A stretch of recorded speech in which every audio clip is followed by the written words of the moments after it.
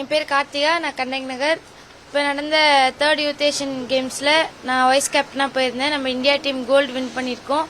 அதனால் நம்ம எடப்பாடி பழனிசாமி சார் எங்களை இங்கே கூப்பிட்டு ரொம்ப பாராட்டினார், ரொம்ப மோட்டிவேட் பண்ணார். இது இன்னும் வேர்ல்டு லெவலில் எங்கள் கண்ணகி நகரை கொண்டு போகணுன்னு சொல்லி ரொம்பவே மோட்டிவேஷனாக பேசினார். எனக்கு ரொம்ப சந்தோஷமாக இருந்துச்சு. இதான் நான் ஃபஸ்ட் டைம் அந்த சாரை மீட் பண்ணுறேன்.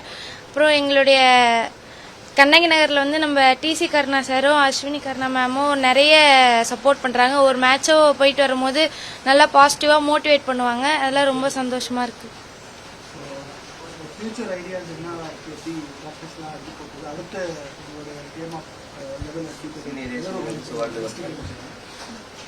இப்போ யூத் ஏஷியன் கேம்ஸில் நான் பார்ட்டிசிபேட் வைஸ் கேப்டனாக போயிருக்கேன். இன்னும் சீனியர் ஏஷியன் கேம்ஸ் வேர்ல்டு கப்லாம் நான் விளையாடணும்னு ஆசைப்பட்றேன்.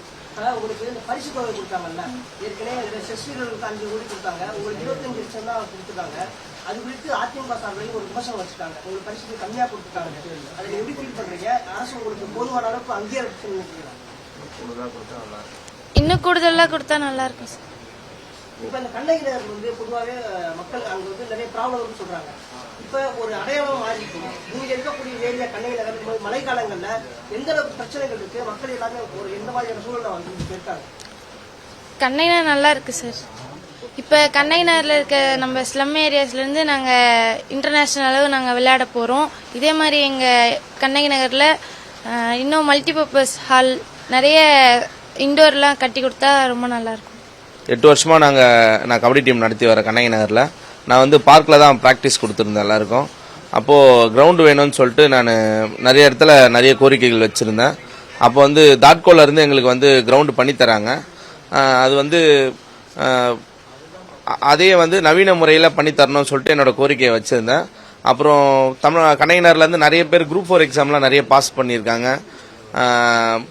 மணிமாறன்னு சொல்லிட்டு ஒரு அண்ணன்லாம் நிறைய எடுத்து பண்ணின்னு இருக்காங்க. அவங்களுக்கெல்லாம் இந்த மாதிரி ஏதாவது ஒரு படிக்கக்கூடிய வசதி உள்ள ஒரு ஹால் மாதிரி ஏதாவது ரெடி பண்ணி கொடுங்க, பில்டிங் மாதிரி ரெடி பண்ணி கொடுங்கன்னு சொல்லி சார்கிட்ட சொல்லியிருந்தேன். சார் உங்களுக்கு கண்ணகி நகருக்கு படிப்புக்கும் ஸ்போர்ட்ஸுக்கும் என்ன மாதிரியான உதவியெல்லாம் செய்ய முடியுமோ நான் எல்லாமே எங்களோட ஆட்சி வந்தோடனே பண்ணித்தரேன்னு சொன்னாங்க. எங்களுக்கு ரொம்ப சந்தோஷமாக இருந்தது. சார் ரொம்ப மோட்டிவேட்டாக பேசினாங்க. இதோடு நிறுத்தக்கூடாது, இன்னும் நிறைய பிளேயரை நீங்கள் உருவாக்கணும், அடுத்தடுத்து நீங்கள் கண்ணகி நகரை உலகத்துக்கு கொண்டு போகணும், யாருமே அந்த ஒரு தாழ்வு மனப்பான்மையான ஒரு மனநிலை இருக்கக்கூடாது அப்படின்னு சொல்லிட்டு ரொம்ப பாசிட்டிவாக பேசினாங்க. எங்களுக்கு ரொம்ப சந்தோஷமாக இருந்துச்சு.